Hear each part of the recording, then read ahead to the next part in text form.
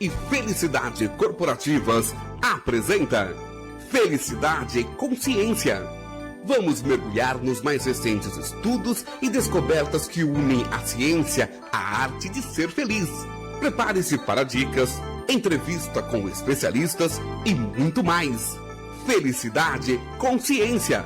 A apresentação: Eliana Stromberg, Camila Sabino e Carol Ribeiro. Agora, na Valinhos FM. Esse programa é uma produção independente e todo o conteúdo é de responsabilidade de seus idealizadores.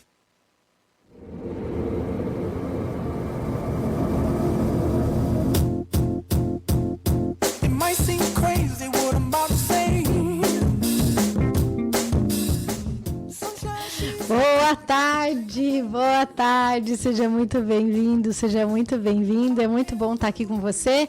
Nessa segunda-feira aqui em Valinhos está super ensolarado, um calor.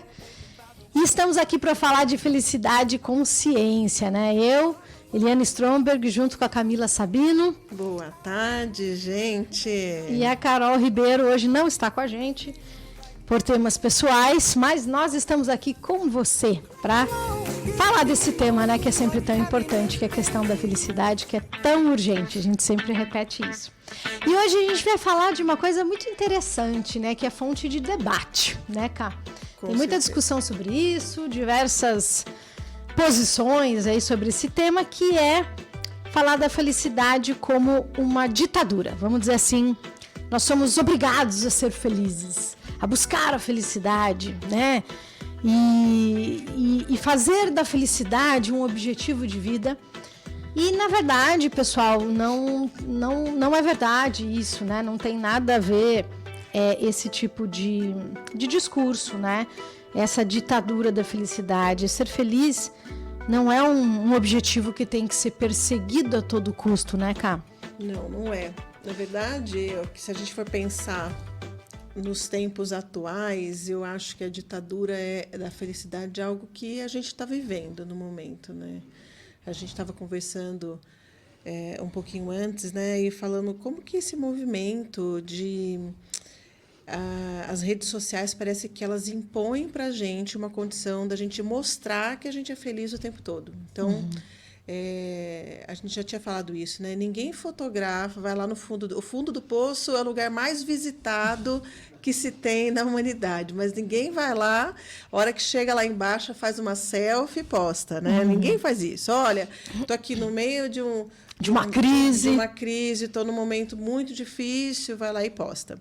Ninguém faz isso. Então, existe mesmo a gente ficar reforçando, enquanto sociedade, esse espetáculo, a sociedade do espetáculo, a sociedade do resultado.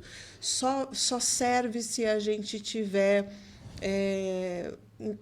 na condição de sucesso. E isso é uma situação que vai nos pressionando, porque é como se a gente tivesse a obrigação de ser feliz, e aí a gente cai, parece que numa culpa, que quando a gente não está se sentindo bem, que são dias super naturais da gente se sentir, tem dia que não está dando nada certo, tem dia que tá ruim, que está difícil, e aí a gente começa, ao invés de acolher, como a gente fala, né, ao invés de acolher todos esses sentimentos que estão nos visitando, o que a gente faz? A gente se culpa. Mas, poxa vida, eu não posso reclamar. Tem outras coisas acontecendo. E aí a gente vai ficando cada vez mais infelizes, porque a gente não se acessa, a gente não coloca o pé na nossa realidade para avaliar o que realmente está acontecendo, a gente não deixa os sentimentos mais duros passarem por nós, a gente não permite sentir aquilo, e aí fica difícil da gente ser feliz. Porque, para a gente ser feliz, a gente precisa também acolher o que de ruim está nos acontecendo, né? Senão vira a tal da positividade tóxica, né? E é onde a gente não pode cair. Aquela história, né, Cá? Ser feliz não significa que você está saltitando, feliz o tempo todo, e tudo na sua vida dá certo, e todas as pessoas ao seu redor são perfeitas, e a sua vida é perfeita. Gente, entenda que não tem a ver com isso, Não né? é uma competição, né? De acúmulo de coisas boas que acontecem na sua vida. Ser feliz não é isso. Não é uma competição, porque não é uma linha de chegada. É uma linha de partida. Né? É a forma como a gente vive uma vida. Não é a forma como a gente tem que fazer e modelar para que no futuro a gente alcance a felicidade. A gente tem que encarar a felicidade não como uma emoção, que é algo passageiro, como a alegria, a tristeza, o medo, a raiva. Tudo isso são emoções e são passageiras. Agora, a felicidade ela não é uma emoção. A felicidade é um estilo de vida, é um estado mental, é a forma como você vive sua vida, é a forma como você recebe as coisas negativas, as tristezas, as adversidades da sua vida e como que você consegue extrair o melhor disso, né? São pessoas que conseguem, ainda dentro de uma situação pior, extrair o melhor do pior, né? Então é um estilo de vida mesmo, de você viver uma vida não deixando, lógico, de enxergar as coisas negativas, mas sobretudo, principalmente, enxergando as coisas positivas também. Então, é um manejo, né? Eu acho que a gente vai ganhando mão para fazer esse tipo de coisa. É um exercício, É um né? treino. É um treino. Né? Por isso que muitos cientistas, pessoal, eles falam que a felicidade é uma habilidade treinável. E aí, talvez você possa ver, a gente estava procurando alguns artigos, a gente estava dando uma pesquisada no tema, e algumas pessoas elas colocam como a felicidade como um alcance impossível, né? Perceba, a gente não está falando de um estado, né, perfeito, de boas emoções o tempo todo. Então, a Ká, ela disse, você sim sente as coisas que não são boas na vida, sente sim as tristezas, mas você navega por elas, né? Você não afunda nelas, você não permanece lá por tanto tempo, você vai procurar resolver as coisas.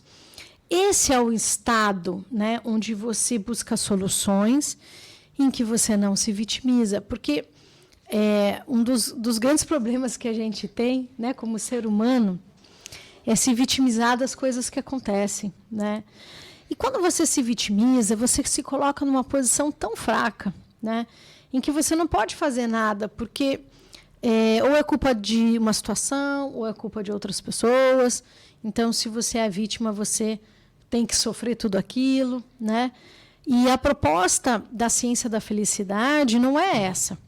É sim acolher, né, todas essas questões que nós sabemos que não são boas e acontecem na vida de todo mundo, olhar para elas, senti-las, porque sentir tristeza, sentir essas emoções que a gente diz que não são boas, né, faz parte da experiência do ser humano, né?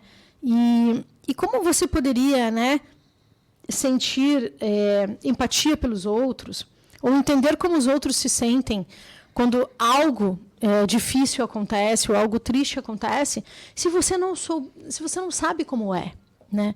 Então, são temas interessantes para a gente refletir, né? Mas o que a gente tem visto, né, algumas pessoas falam que existe uma imposição social de estar bem, né? E quando a gente fala desse social, foi o que você mencionou, né, Ká? As pessoas mostram que elas estão bem ou mostram o seu melhor, né? Principalmente através das redes sociais, mas não mostram, né, aquilo que você chama de bastidores ou, né, de toda a jornada que ela está percorrendo ali. E a gente também não conhece, então é muito fácil julgar também, né? A gente não sabe o que as pessoas passam, né? Então, julgar também fica sendo fácil sem a gente conhecer profundamente. Eu acho que é um pouco da nossa formação, sabe? Nós, enquanto seres humanos, né? Porque desde pequeno a gente não é treinado para falar aquilo que nos abate, sabe? Então, assim, desde pequeno a gente é treinado para esconder mesmo os sentimentos que não estão bons. Assim, se a gente está com raiva, ai, que feio, você está sentindo raiva. Ai, você está triste. Não, o homem não chora, né? Tem muito disso. Não chora, porque senão você vai demonstrar fraqueza. Então, é como se quando a gente exterioriza os nossos sentimentos de tristeza, os nossos sentimentos de valor negativo, a gente acaba parecendo que a gente é fraco, né? Que a gente é frágil. E é justamente o contrário, né? Porque se a gente é capaz de experienciá-los, de colocar isso dentro da experiência humana, porque eles são extremamente úteis, né? A tristeza, por exemplo, é uma emoção muito útil para a gente elaborar perdas, né? Por que você está triste? Porque alguma coisa você perdeu nessa situação. Então, faz parte do processo de autoconhecimento a gente entender também essas situações que não são boas e a gente lidar com elas, né? Faz parte da felicidade a gente lidar também com elas, né? E não só achar que a gente não vai falar sobre elas.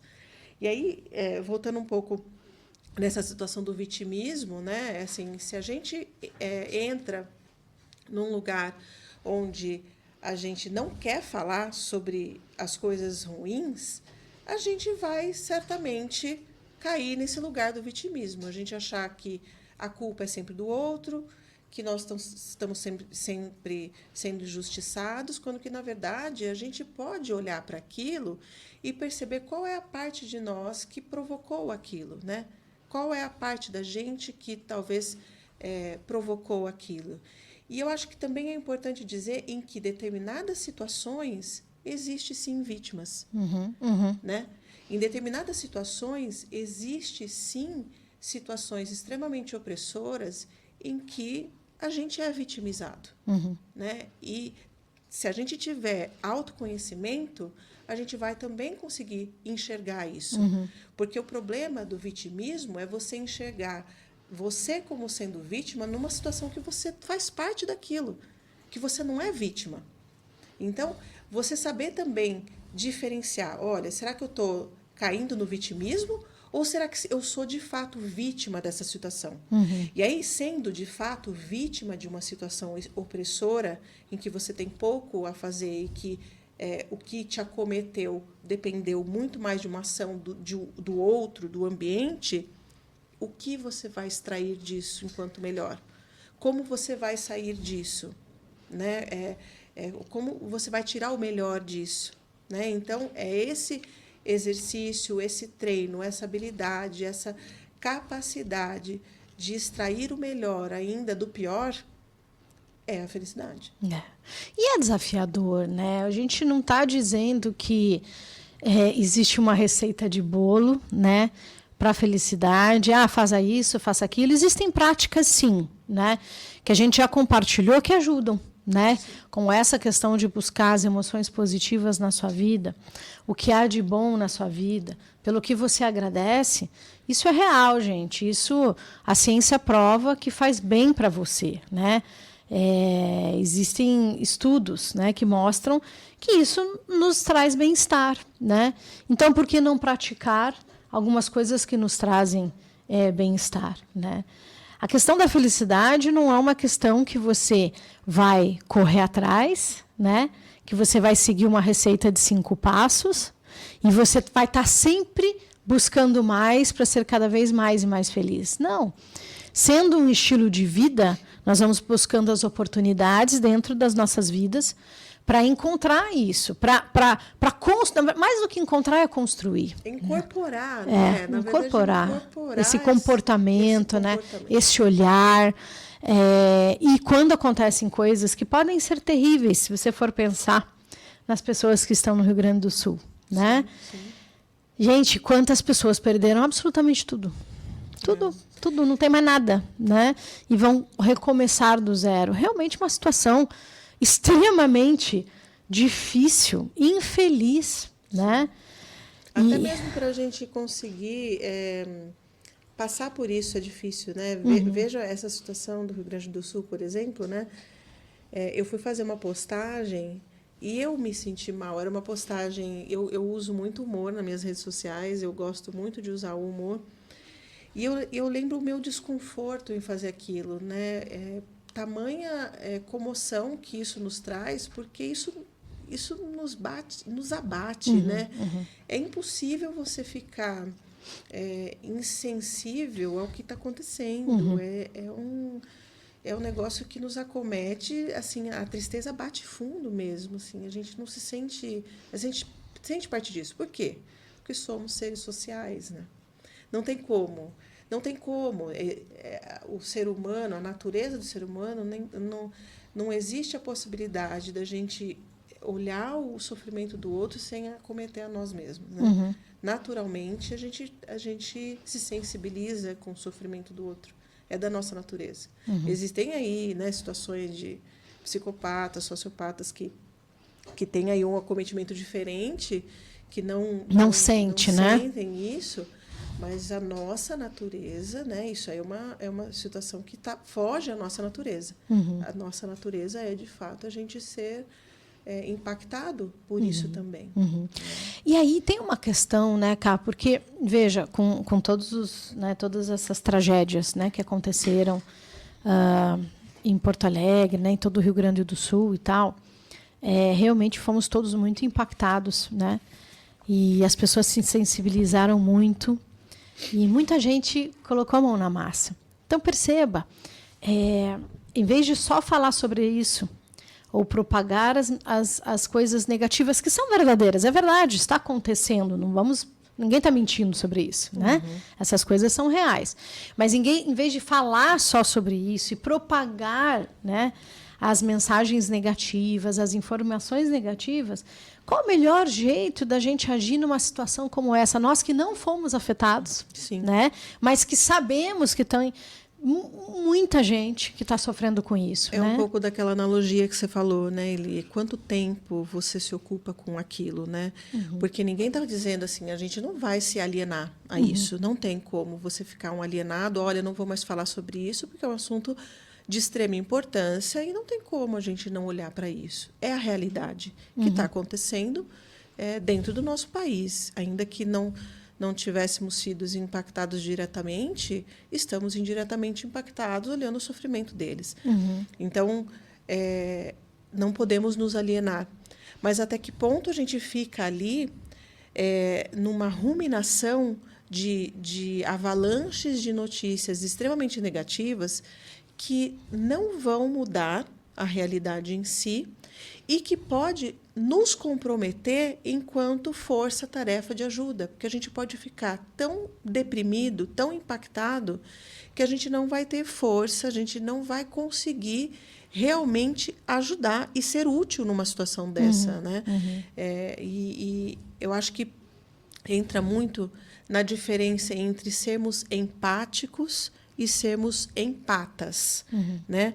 O empático é aquele que popularmente se diz, né, que se coloca no lugar do outro, né? Quando a gente consegue fazer uma tentativa de experimentar o sofrimento do outro, a alegria do outro, é se colocar no lugar do outro, é a tentativa de, né?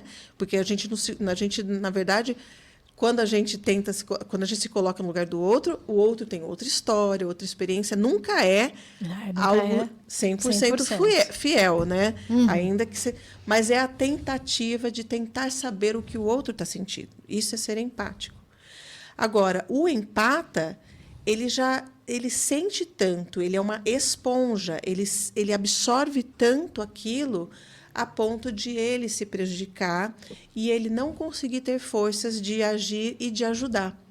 Então, é muito importante que a gente saiba essa diferença, né? Porque numa situação dessa, de extrema catástrofe, é muito interessante que a gente assuma uma posição de empatia, não de empatas. E até mais além, que a gente vá um pouco mais até para a compaixão, porque a compaixão é como se fosse a empatia um pouquinho mais elaborada, mais sofisticada, onde a compaixão você sente o que o outro sente e você faz alguma coisa para ajudar. Você tem a ação. Na compaixão, você tem uma ação direta para minimizar o sofrimento alheio. Então, é muito interessante a gente tentar entender, né, os mecanismos que nos assolam, né? O que você vai fazer com isso, com esse sofrimento todo? Né? Essa é uma ótima pergunta, né? Porque quando você pergunta o que isso vai fazer com isso, ou o que você está fazendo com isso, né? A gente pode ser muito afetado por esse tipo de situação que acontece, e como você disse, não adianta de nada ficar só falando sobre ela, reclamando e dizendo coitados, quando, na verdade, nesse caso, você pode ajudar de alguma forma. Ah, mas eu não posso mandar dinheiro, eu não posso mandar roupa. Tudo bem, eu tenho certeza que você consegue, né, conversar com alguém, ou que você consegue até mesmo fazer uma oração, dependendo da sua crença, né, para mandar um outro tipo de ajuda, né, um outro tipo de alento, vamos dizer assim, para as pessoas. Né. E nesse caso, sim, você tem uma escolha. Né, porque você pode escolher, sim, ficar o dia inteiro vendo noticiário, né, e se alimentando das tragédias, ou você pode, sim, né, juntar um monte de amigo e fazer uma ação positiva. Né? É uma escolha. Eu falo, em termos de saúde mental, né, para a gente se preservar também, para a gente ter um autocuidado conosco mesmo, é interessante que a gente também se blinde, se proteja dessa avalanche de negatividades. De novo, não é se alienar, mas é fazer um consumo consciente de conteúdo. Né? Vale a pena você ficar... É como eu gosto muito de fazer uma analogia como se fosse o cuidado que a gente tem com a alimentação. Né? Quando a gente vai se alimentar, você vai se entupir de doce, você sabe que isso faz mal para a sua saúde. Né? O que você vai consumir, o que você vai colocar para dentro do seu corpo como cuidado com você mesmo. A mesma coisa com relação às informações. Né? Do que você vai se alimentar em termos de informação? É uma boa alimentação? Informe-se sobre coisas que realmente vão te trazer informações e conhecimentos, mas que não te derrubem, que não prejudiquem a sua saúde. E a ciência fala, pelo menos 2 horas antes de dormir, a gente não deveria consumir conteúdos impactantes, né, que impactam negativamente, né, para a saúde mental. E até ao acordar também, pelo menos aí uns 20 minutos sem consumo de celular, porque hoje em dia a gente está na sociedade do algoritmo. O celular, por mais que a gente não queira, a gente é invadido pelas essas notícias. E não quero, mas o algoritmo vai te trazendo, ele vai te trazendo um monte de informações, o WhatsApp, um monte de informações. Então, seria ideal que a gente fizesse essa curadoria, esse cuidado com o que a gente consome. É importante, porque é importante para a gente, para a nossa saúde. Né? Para que a gente seja um elemento que faça diferença quando precisarem da gente, que é uma situação dessa. Que a gente esteja inteiro, que a gente esteja pronto para ajudar. Porque, senão, a gente vai estar um caco, né? Juntando os caquinhos. Né? De novo, né? Aquela questão do autocuidado, que é tão fundamental, gente. Como você cuida do outro se você não cuida de você? Né? Se você não está bem, se você está com a cabeça girando em um monte de negatividade que, às vezes, nem são suas. Muitas vezes, nem são suas, né? Fulano de tal, olha o que aconteceu não sei aonde, olha o que aconteceu... Eu falo isso porque eu conheço muita gente que se alimenta disso e fala disso o dia inteiro, como se precisasse ter assunto, mas perceba como essa pessoa está se intoxicando, né, com esse tipo de conhecimento que, na minha opinião, ele não serve para nada, porque, sim, você pode saber o que está acontecendo no mundo, mas você não precisa ficar remoendo, né, todas essas coisas. Perceba que você não está se cuidando. Perceba que você mesmo está causando um problema para você, né, quando você se coloca nessa posição. Né? Mas veja, acho que uma mensagem principal aqui, pessoal, você que está nos escutando, é assim: não é um problema, sabe, a gente se sentir triste, ou a gente se sentir mal, ou a gente não estar bem por coisas que acontecem. Isso não significa que você falhou. Tá? Não significa que você é um fracassado, uma fracassada. Não tem nada a ver com isso. Isso significa que você é um ser humano. Exato. Né? E essas oscilações de emoções, elas só nos trazem a informação e só nos colocam em contato com a nossa humanidade. Né? Porque todas as emoções são úteis, elas têm utilidade para a nossa sobrevivência. Né? Mas a gente tem que fazer esse cuidado de, tá, o que eu vou escolher feijão, né? Eu vou tirar os grãos ali que não estão muito bons e vou ficar com o que me serve, o que me atende, né? Se a gente for falar da raiva, não, a raiva é sempre negativa. Não existe emoção negativa. Existe o que você faz com ela. Se você pegar a sua raiva e usar dela como violência, agressividade, certamente você vai experienciar coisas negativas.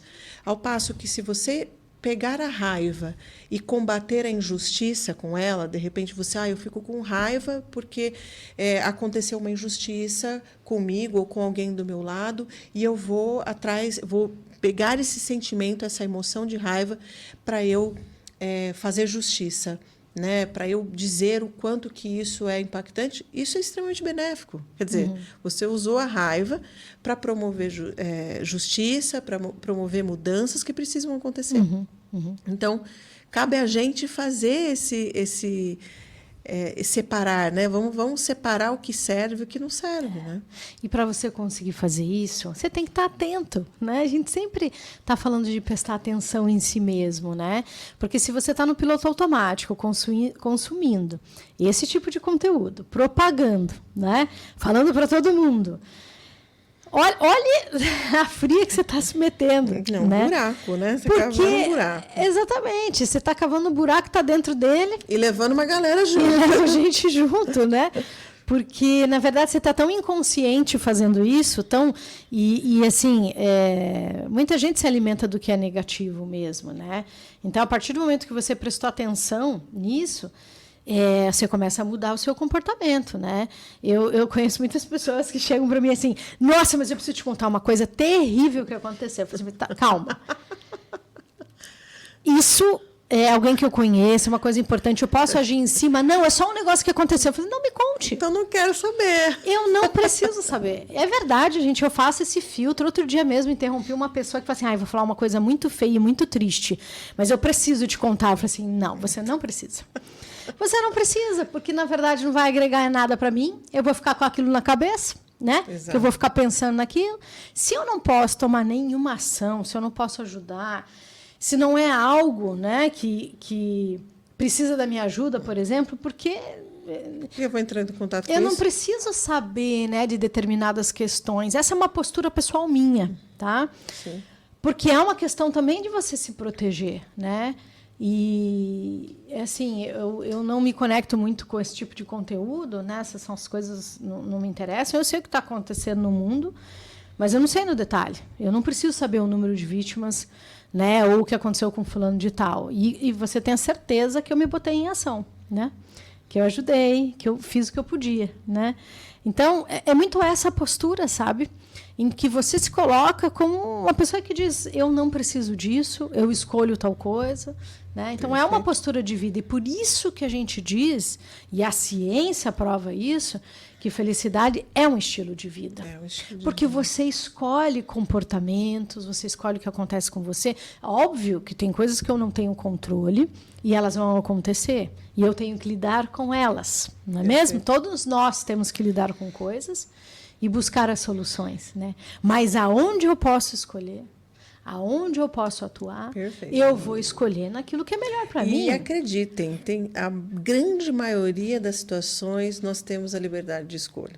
Na grande maioria. São poucas situações que a gente não tem essa liberdade de escolher e que realmente a gente não tem muito o que fazer. Uhum. Mas na imensa maioria das coisas que nos acomete, a gente tem liberdade de escolher o caminho a seguir, né? E fazer boas escolhas. Eu acho que é importante, né, contextualizar essa questão de que sempre, pessoal, quando a gente fala dessas questões de felicidade, de escolhas, de bem-estar, de como eu escolho viver, o que eu escolho botar para dentro, né? Uhum. Da minha cabeça, né? Das minhas emoções, a gente sempre está partindo de um princípio em que as pessoas têm uma vida digna, né? Esse é um ponto importante, né? A gente já discutiu aqui, dinheiro traz felicidade, dinheiro não traz felicidade. É claro que dinheiro traz bem-estar, né? Todos precisamos de uma vida boa, uma vida com conforto, uma vida digna. A partir de um certo ponto, ele já não faz muito sentido e ele até tem um efeito contrário, como a ciência prova.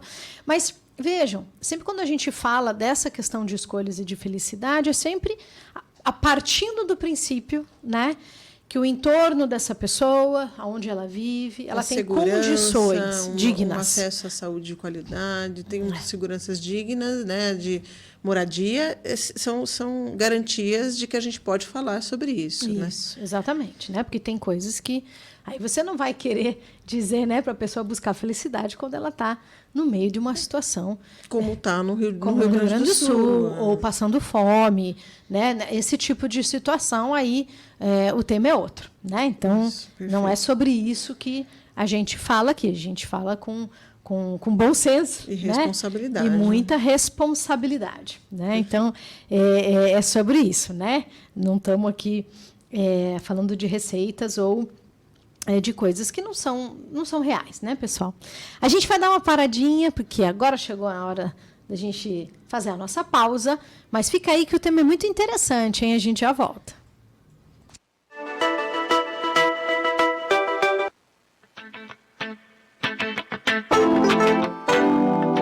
Estamos apresentando Felicidade e Consciência.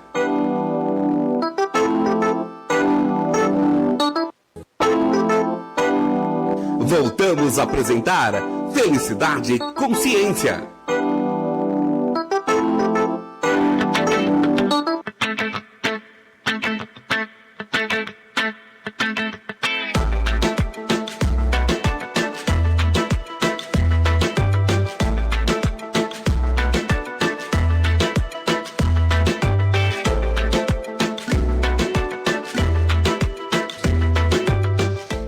Estamos de volta, você que está nos acompanhando aí.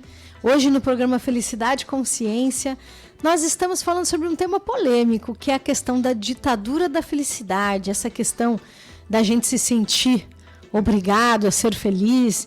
E não é bem assim, né, ou pelo gente? menos obrigado a demonstrar que a gente só é feliz na vida, né? É verdade. Só mostra o lado bom e não vai mostrar o lado ruim, não. É. Gente, vem com a gente no YouTube, escrever no chat. A gente está com algumas pessoas aqui interagindo. São sempre os queridos. A Lê falou lá, meninas, excelente tema. O Marcos, muito boa tarde. Boa tarde, Marcos. Ótima semana para você também. E a Lê colocou assim, interessante, eu faço isso. Quando algo pessoal me entristece, eu busco olhar para o lado e vejo a minha dor. E vejo que a minha dor é pequena diante de tantas outras dores.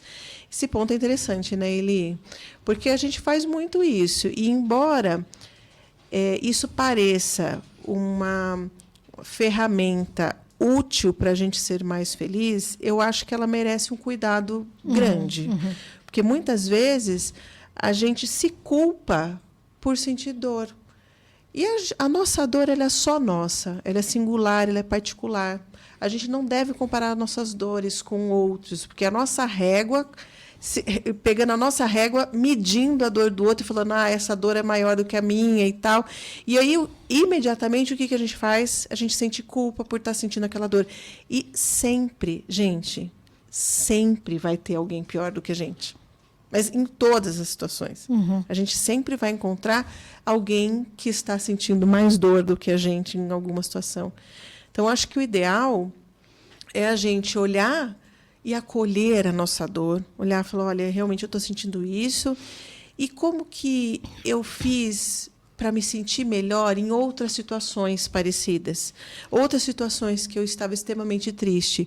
Como que é pegar você mesmo como referência, para não cair naquela culpa, né? Porque daí a gente se sente mal quando a gente olha e fala, nossa, olha lá, tanta gente... A pessoa está sem casa, está com fome, eu aqui com tudo e não estou bem. Não estou bem. E aí, o que a gente faz nesse movimento? A gente faz um movimento contrário, que é ser feliz, que é acolher as nossas dores. Então, acolha, receba. Olha, isso dói para mim. Né? Pode não doer para você, mas é como eu me sinto. Isso, para mim, é verdadeiro. É dentro da minha história, dentro da minha construção enquanto essência, enquanto pessoa, isso me machuca. Né? O que eu vou fazer com isso? Então, receba. Eu acho que a gente colocou em algum momento aqui a importância das perguntas, né? E o poder das perguntas, né? Então, se você fala, puxa vida, hoje eu estou me sentindo angustiado, né? Ou estou ansioso, né? Por quê? Né? O que é que eu vou fazer com isso? Como é que eu posso melhorar, né? E é legítimo, sim, a gente sentir essas coisas, né? E a gente não pode negar isso mesmo, assim, aparentemente sem explicação, né? Tem muitas situações, por exemplo, em depressão, né, que eu falo, nossa, a pessoa tem tudo, olha, tem uma vida boa e ela está deprimida, né? A gente tende culturalmente a culpabilizar as pessoas que adoecem. Aí eu estou falando de um adoecimento, né? Não estou falando de uma tristeza, mas é um movimento muito parecido, né? A pessoa, não é que a pessoa não tem consciência, a percepção dela está desajustada, né? E muitas vezes, quando a gente está numa situação que realmente nos impacta, a gente tem que sentir, é aquilo, a emoção é útil. Eu acho que a gente bate nessa tecla. Encontre a utilidade daquela informação. Por que aquela emoção está vindo até você? Qual é a utilidade dela? O que ela te traz de informação? Né? Eu acho que é muito importante a gente fazer essa pergunta. Não, e o que você vai fazer com ela, né? Porque a partir do momento que você começa a se questionar e ir atrás das soluções e das respostas, outras coisas começam a se abrir para você. Você começa a entender uma série de processos que acontecem com você. Você não simplesmente sente, né? Você vai começar a perceber que tem algo ali. Sim, é o que dor é passo, essa, né? Porque assim, eu falo, quando a gente vai fazer a autorregulação emocional, primeiro passo é nomear. Dar nome para aquilo. Segundo passo é conhecer. Tá, isso aí, por que está acontecendo isso? E aí a terceira etapa, como ele está falando, agora o que é que eu vou fazer com isso? É interessante perguntar de onde vem, né? Eu frequentemente me pergunto quando vem alguma sensação, um sentimento, né, de angústia, tristeza, ansiedade. Todos nós sentimos isso, gente. Não é um problema só seu, tá? Da onde vem? Tá, isso se chama ansiedade. Por que é que eu estou ansiosa? Da onde está vindo isso? Tem alguma razão para isso? E aí você começa a entender os seus processos. Né? Aí ele complementa assim, eu não fujo da minha dor, mas deixo de me vitimizar e ganho forças para superar as minhas questões. Perfeito. Aí sim, um caminho bem saudável para a gente trilhar, né? Onde a gente realmente identifica, percebe que aquilo nos impactou, tenta entender por quê e agora, o que eu vou fazer com isso, né? Exatamente, né? Então, perceba que quando a gente fala de felicidade, né, esse olhar, né, onde você olha para as questões, você abraça todas elas, mas você continua construindo, né? Você não desiste, né? Você está ali no treino. A gente fala que é uma habilidade treinável, exatamente. Você continua ali, né? Observando as coisas, se observando, encontrando o que é de positivo e aquilo que você, né, nomeia como negativo, como lidar com aquilo, né? A gente, dentro das nossas pesquisas aí, dos nossos estudos, a gente encontrou algumas críticas, né, em relação à questão da felicidade, que diz que a felicidade se tornou um produto de consumo. Nossa Senhora, isso e assim, por um lado tem total razão, né? E, assim, os estudiosos eles vêm trazendo muito esse pesar de falar, puxa vida, todas as vezes que a gente vai encontrar a gente estudando felicidade, a gente entra em contato com isso, né? Todas as vezes que a gente vai encontrar artigo científico, boas literaturas científicas a respeito do tema, quando a gente vai procurar, por exemplo, literatura em livraria, a gente vai achar justamente essa temática dentro da temática de autoajuda. E não nos entendam mal, não tem nada, nenhum problema aqui sobre autoajuda. A questão a autoajuda, ela não tem embasamento científico. Já o tema felicidade não deveria estar ali. por ser justamente algo em que a ciência está debruçada e produzindo conteúdos de evidência científica o tempo todo. E que são extremamente úteis e são informações valiosas que não são do senso comum.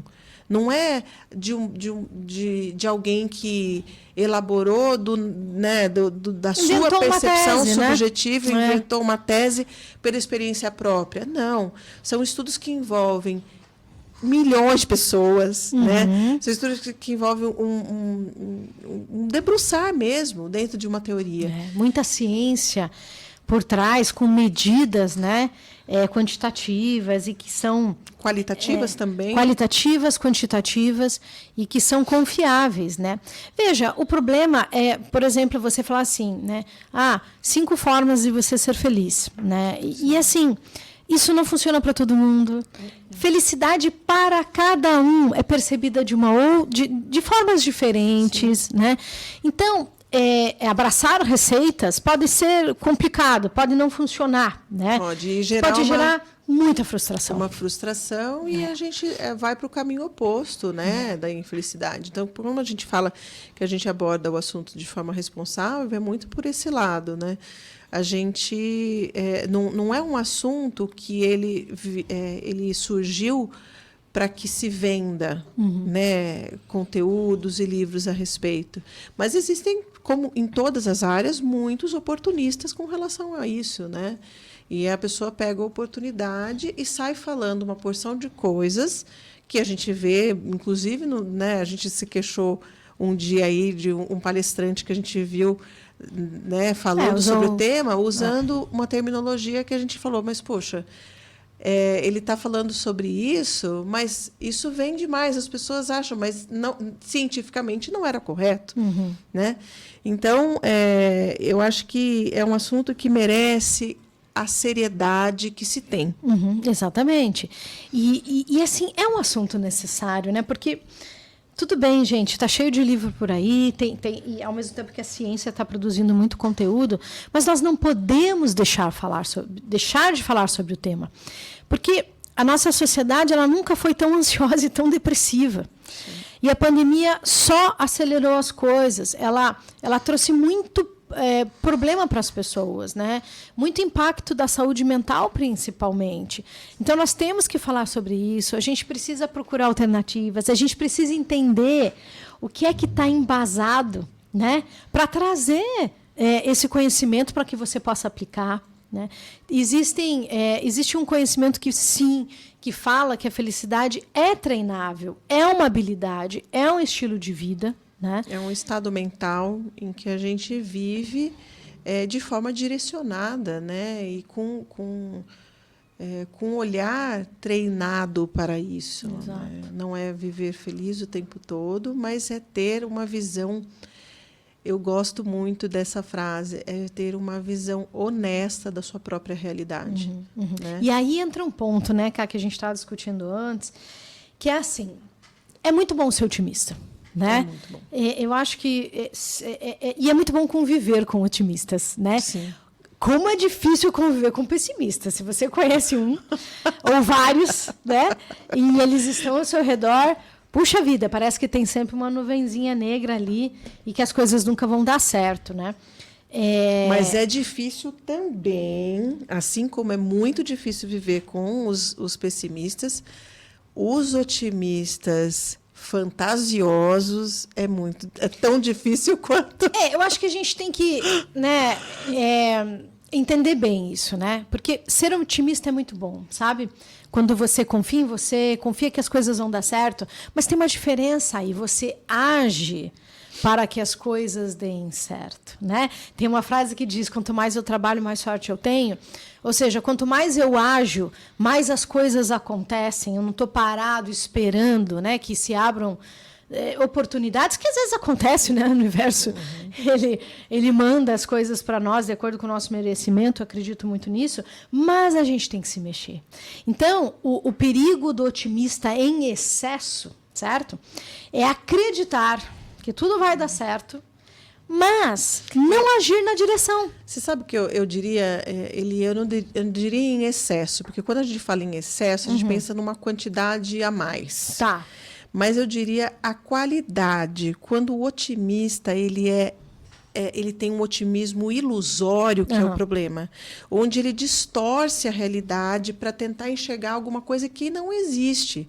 Eu acho que você ser otimista é você ser capaz de enxergar aquilo que de bom realmente está acontecendo. Né? Você não ficar inventando. Você pode até, lógico, ter esperanças, né? E isso é muito saudável, isso é muito poderoso. A gente ter fé, ter esperança de que coisas boas vão acontecer, a gente alimentar isso. Mas, por exemplo, não dá para a gente alimentar uma falsa esperança. Então, ter essa visão honesta da realidade, ela é muito bem-vinda. Não adianta eu querer hoje, de repente, eu com meus 46 anos de idade, dizer que agora eu vou ser uma jogadora de futebol profissional, uma Marta da vida. Então, agora eu vou passar a treinar, eu gosto e eu vou ser profissional, vou jogar como ela. Seria um devaneio da minha parte. Você fala, você está viajando, com 46 você não vai conseguir chegar até lá. Então, assim, eu acho que é um olhar verdadeiro, um olhar genuíno para as coisas boas que podem te acontecer, sem grandes viagens, sem viajar na maionese. Acho que é a questão do realismo, né? Da realidade, né? E assim, por outro lado, sonhar é muito bom. Mas o sonho, gente, ele só se torna realidade quando a gente... Quando tem ação, né? Quando tem ação, quando a gente vai na direção dele, quando a gente planeja, né? Muito bem, eu estou no ponto A, eu quero estar agora no ponto B. Muito bem, o que é que eu vou fazer para eu poder chegar lá, né? Sem isso, as coisas não acontecem. A gente precisa acreditar, sim, num futuro melhor. A gente tem que ter fé, a gente tem que ter esperança, a gente tem que ter sonhos. Mas a gente também precisa fazer a nossa parte. Aí eu falo, tem um paradoxo, acho que eu já falei sobre ele aqui em algum dos programas, que chama esse paradoxo de Stockdale. Stockdale foi um almirante, né, da mais alta patente da Marinha nos Estados Unidos, né? E ele foi um presidiário de guerra do Vietnã, se eu não me engano. Então, prenderam ele na Guerra do Vietnã, e como ele era do cargo mais alto da Marinha, né, ele era o almirante, ele ficou muito tempo preso nos campos lá foi torturado por 8 anos, né? E aí ele saiu de lá, saiu desse campo aí de concentração, onde ele foi torturado por muitos anos, e ele encontrou ali dentro do campo uma forma de estimular e se comunicar com os outros presidiários de guerra, né, para levar coisas positivas para eles, né? Então, assim, dentro da solitária, eles inventavam um código Morse, batia na parede para se comunicar, tal. Então, assim, uma história bem legal. E aí ele fala muito sobre isso numa entrevista que ele deu. Ele saiu de lá, né? Ele foi solto depois que a guerra passou, tal.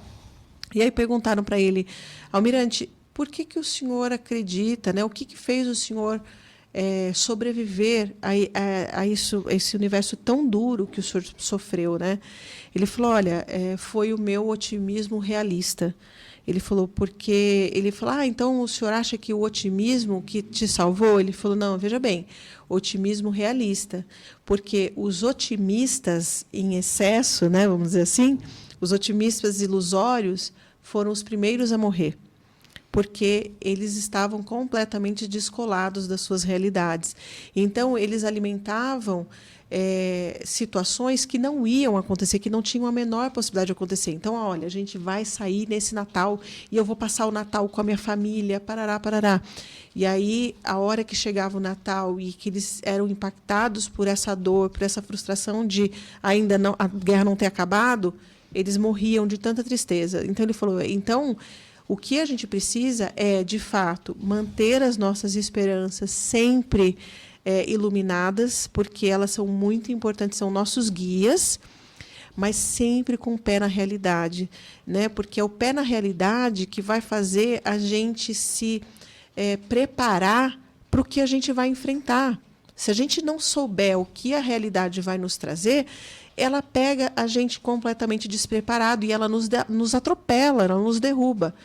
Se eu souber quais são as dificuldades que eu vou enfrentar para atingir essa minha esperança, esse futuro bom, eu vou saber pedir ajuda, usar recursos. Então, eu vou conseguir estar mais preparado, mais fortalecido para enfrentar. Então, isso faz muito sentido, né? A gente está preparado, né? A gente construir, né? A gente desenvolver nossas habilidades e não esperar que as coisas elas aconteçam sozinhas, né? Então, eu acho que a dica da semana, né, gente? Se a gente for pensar nisso, a gente sempre tem que ter esperança. Então, não perca as esperanças, não perca seus sonhos. Não. Continue querendo ter uma vida melhor, né? Mas sempre agindo nessa direção, né? Não ficando sentado esperando, né? A felicidade não é para os inertes. Isso. Ela não acontece sentada no sofá. A felicidade exige a gente trabalhar para que ela aconteça. A gente tem que ir nessa direção, né? A gente tem que agir. A gente tem que buscar, a gente tem que estudar, a gente tem que se preparar. Eu gosto muito dessa palavra, preparar, né? Porque é isso, né? Isso mostra que a gente está afim da ação e quer ir na direção correta, né? Então, acolha suas emoções, perceba que somos seres humanos, estamos, né, sujeitos a tudo isso, e está tudo bem, está tudo certo. Mas não deixe de agir, né? Não espere ninguém te salvar, porque é a gente que se salva, né? Nesse sentido de agir, né? A gente que age e busca soluções. E né? cuide daquilo que você consome. É verdade, é verdade. Bom, então, uma ótima semana para você, que seja uma semana feliz, que você possa continuar construindo aí, treinando a sua habilidade de ser feliz, buscando o positivo na sua vida e agindo nessa direção. Um grande abraço para você. Grande abraço. Tchau. Tchau, tchau.